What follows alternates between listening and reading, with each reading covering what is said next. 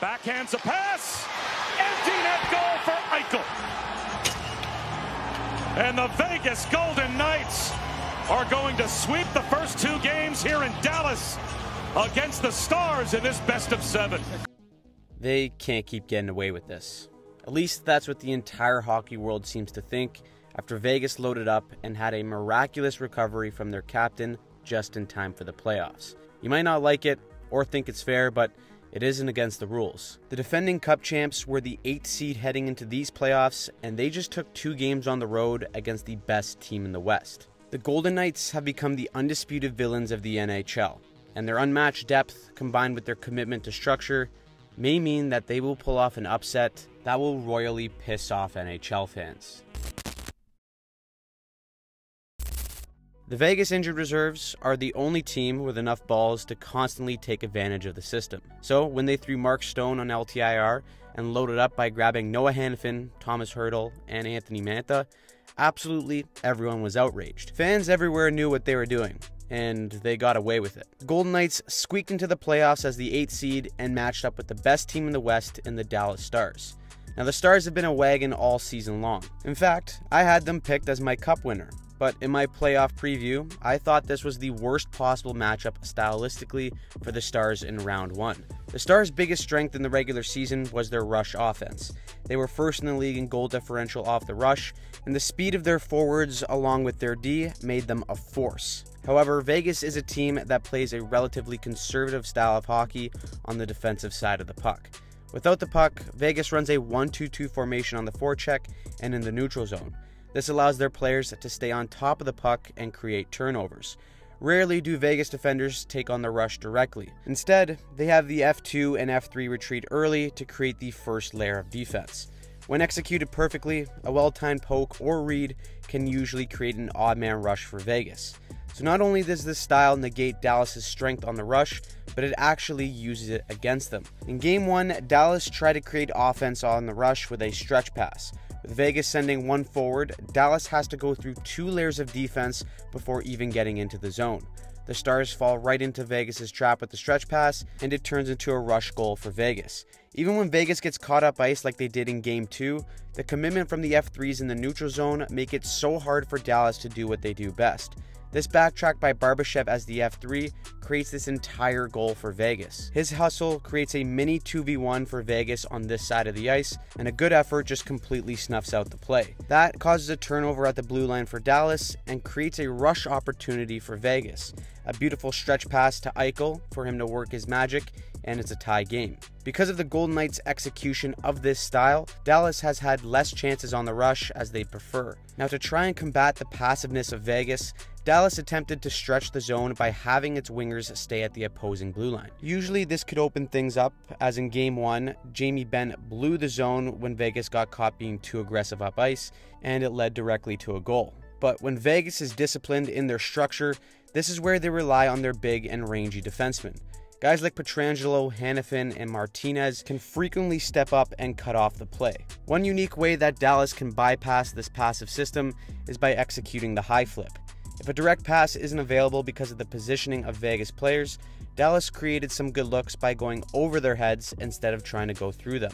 It's an option for Dallas, but the high flip isn't preferred because you give up possession if the bounce doesn't go your way. In these first 2 games, the Golden Knights have taken away the Stars' best strength in rush offense. They've created turnovers in the neutral zone, and that's made the Stars' defense a bit more hesitant to jump up in the play. However, the Dallas Stars are one of the best teams in the league because they can play any style of game. Because of how structured and disciplined Vegas plays in the neutral zone, Dallas likely has to dump the puck in and go get it. That is typically the overall goal of the Vegas system, except the Stars' forecheck has been eating them alive. Their rush offense may be hindered, but once they're in the zone, their speed and tenacity is giving Dallas some great looks. Dallas runs a 1-2-2 forecheck, but so far in this series, they are killing Vegas along the wall.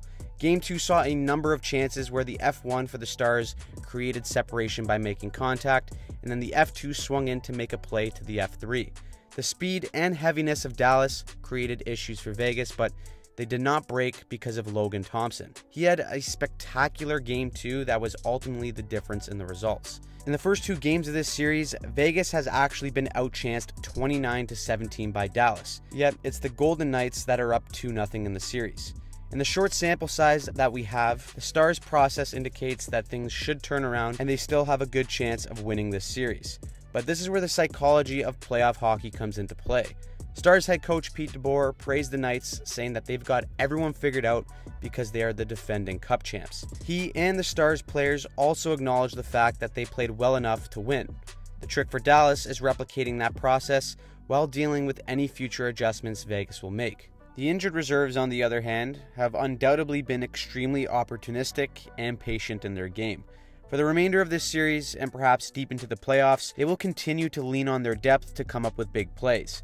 Vegas' LTIR pickups in Noah Hanifin and Thomas Hertl have already had an impact on this series, and to rub the salt in the wound, Mark Stone has as well. For a team that thrives on its forwards coming back and creating a turnover in the neutral zone, having Mark Stone back is the ultimate weapon for Vegas. He doesn't get much recognition for being this good because 1, people hate Vegas, and 2, he doesn't put up the sexy offensive numbers, mostly because he's on the LTIR. But the point is, there are very few players in the world who can steal pucks the way he can. The PDOCast on YouTube has a great compilation of him picking guys' pockets, but his skill set complements the Vegas system like no other player.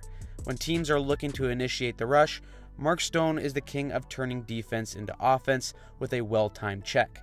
He's already got a power play goal in this series, that cheeky bastard, but his IQ within the Vegas system is what makes him so valuable to this team. He's also become public enemy number 1 by being the captain and leader of the LTIR debacle. The guy is getting booed so loudly in interviews that he can barely hear the question. Is it at all? What's that, sorry? The boo-birds are out for Stoner here. From a team perspective, it's evident that Vegas has yet to play their best hockey, which of course makes it scarier that they're up 2-0 in the series. Their discipline structure and unmatched depth is what won them the Cup last year, and considering they're a deeper team that is just as committed to their system in these playoffs, it should spell trouble for the NHL. Before I end the video, I just want to tribute this to Bob Cole. It was announced that he passed away on April 25th, and growing up watching hockey on Saturday nights, he was the soundtrack of the game for myself and millions of other hockey fans. He called some of the most iconic moments in the NHL, and the hockey world will miss him dearly.